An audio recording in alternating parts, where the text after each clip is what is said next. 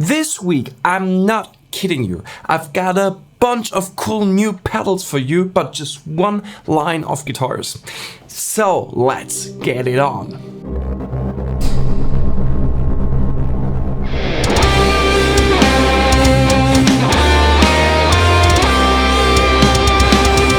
Electro Harmonix has just announced the new Pico POG. Pico is, by the way, coming from the Italian word piccolo, which kind of means small. And it manages to give players an octave up and down added to their signal polyphonically. It has, as normal, controls for sub-octave, octave, dry, and tone. By dialing the amount of octave up and octave down, users can create all sorts of sound, from rumbling basses to 12-string imitations. A lot is possible.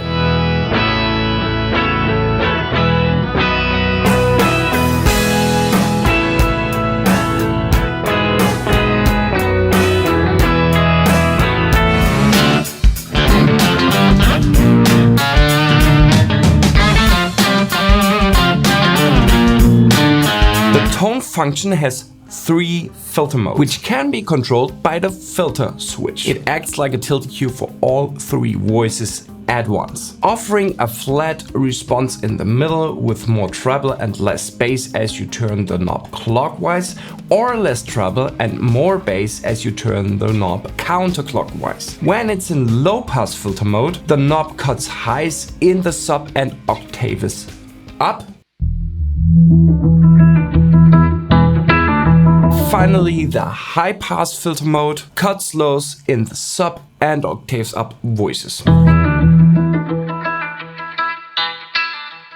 Previous POGs from EHX are known for having lightning-fast tracking with really precise octave tones. And so this little pedal could be a winner in this format as well.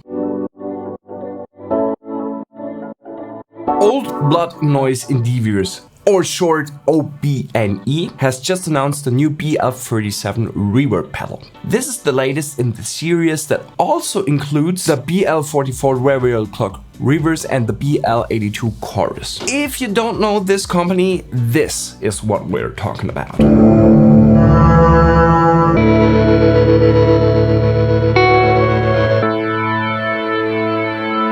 The most obvious part on the BL37 is the clock slider, which, by the way, is also built into the BL44 and BL82. The slider controls the entire system. Along with the slider, the pedal can also be controlled by the mix, volume and feedback control. But I know what you're thinking. Stop talking, Tonio, and let us hear how the pedal sounds like.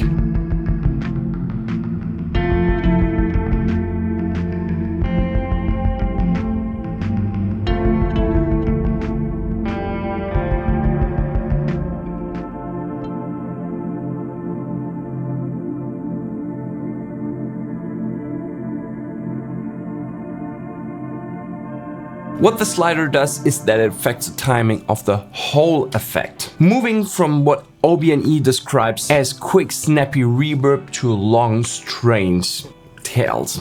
It also includes 2 points of modulation within a circuit. Feedback then lengthens the decay of the reverb and increases the modulation character. The volume and mix works as you would expect, setting the overall output and level of the pedal. The BL37 features OBNE soft touch, bypass foot switch for true bypass and minimal switch noise when operated, and you will need a 9-volt DC with a 110 mA to power up the pedal. To me, this pedal really stands out in case of its unique look, designed by Brandy M. Patterson. When it comes to the variety of sounds and what sounds you can achieve with this pedal, the pedal has to compete in its category and its price range with, for example, the Earthquaker Ghost Reverb, the Wampler Ethereal, the Walrus Audio Fathom or Slotva, or my favorite ambient reverb pedal, which is the KMA Cirrus. A line of great reverb pedals which is now added up with the BL37 from OBNE and makes the decision for creative ambient plays even harder which pedal to choose. Personally, I'll go for the most flexible one.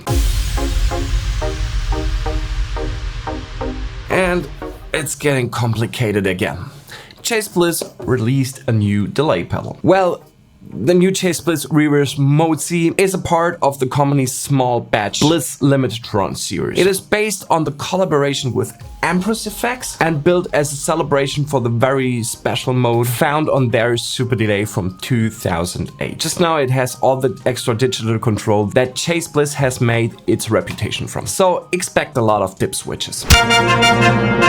The pedal includes a variety of modulation, including frequency shifting, vibrato, and tremolo. These are paired with 3 different echo voices and can either be isolated or blended together in a variety of ways. So users can create rich and layered repeats with a unique panning effects. A built-in sequencer gives you the opportunity to an additional layer of sync motion. The operator is able to cycle between the different voices to what Chase Bliss describes as rolling echoes and a shifting stereo image. As with all Chase Bliss designs, the Reverse Mode C features advanced connectivity and customization options including MIDI, CV and expression control, presets and internal modulation of any or all its control knobs.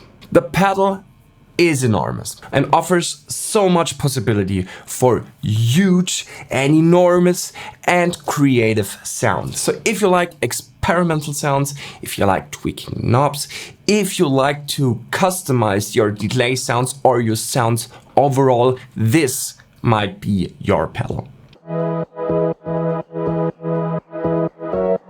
The Darkglass Microtubes X900 is a limited edition run with a 900 watt digital power amp.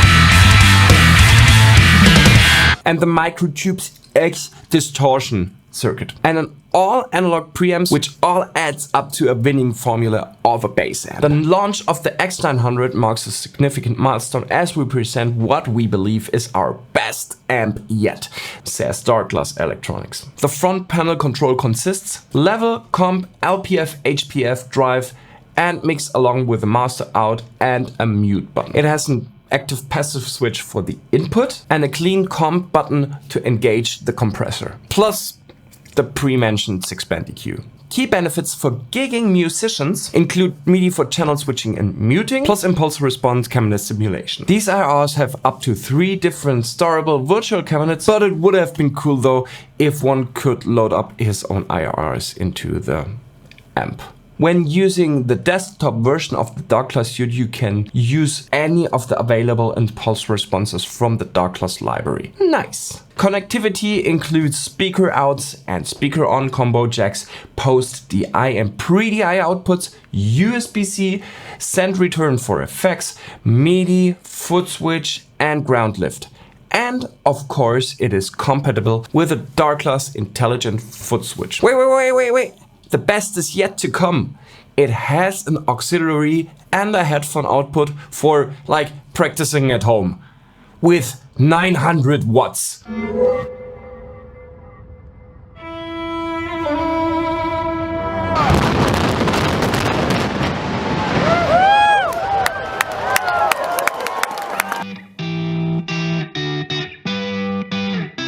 The Fender limited edition Tom DeLonge is coming!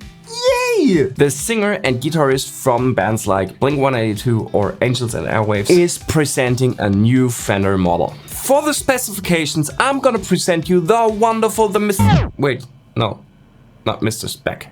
Different format. The other body is paired with a maple neck that has a 9.5-inch radius slapped rosewood fretboard with 22 medium jumbo frets. Hardware includes vintage-style tuners and a hardtail Stratocaster bridge with block saddles, as well as Samuel Duncan Invader humbuckers with a single master volume and a treble bleed circuit. The single pickup is mounted to the white pearloid pickguard. Apart from that, they have a custom neckplate designed by DeLonge. The guitar will be delivered in a deluxe gig bag, though for the price, a hard case would have been a nice option because these guitars are not what I call cheap.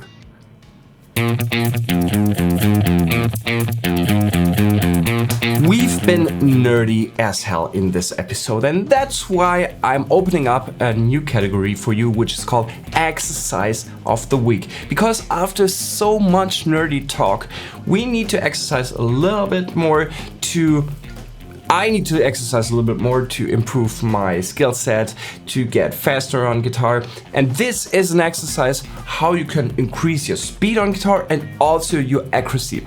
I call it the running spider, and it is the little sister of the spider exercise, which is when you place your first finger on the 5th, second on the 6th, third on the 7th, and the 4th finger on the 8th.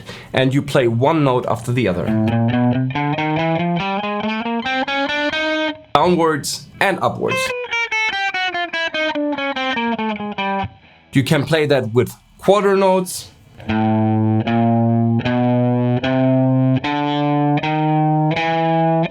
or eighth notes, or 16ths. Depending how good your skill set is, you can train with a different variety of speeds. Also, you could mix up like speeds if you say, I play quarter, quarter, quarter, quarter, and then eighths, and then 16ths.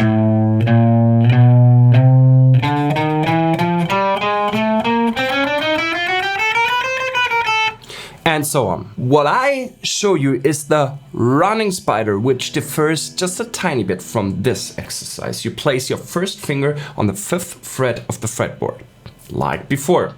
Then the second finger on the 6th, but not on the E string, but on the A string. The 7th fret will be pressed with the 3rd finger on the E string, and then the 4th finger presses on the 8th fret of the A string. Now you play one note after the other. Instead of going down the fretboard now, you just switch fingers. So first finger goes on the A, second finger on the E, third finger on the A, fourth finger on the E. And then you play switch around, and so on. Now you go down the fretboard. When you play both varieties.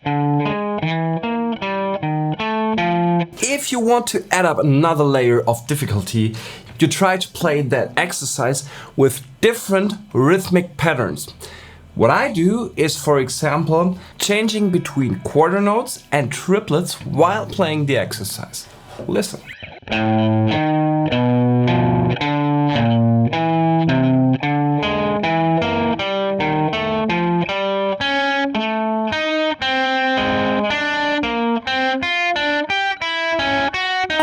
And so on and so on.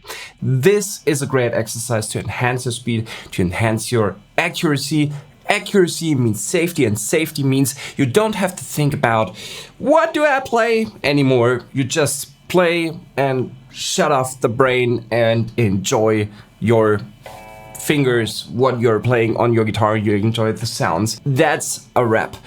I hope you liked that video. If you did, please leave a sub. I'm nothing without you and your love. So please leave a comment, please leave a like under the video, hit the subscribe button, put on the push notifications so that you're not missing out any of my content.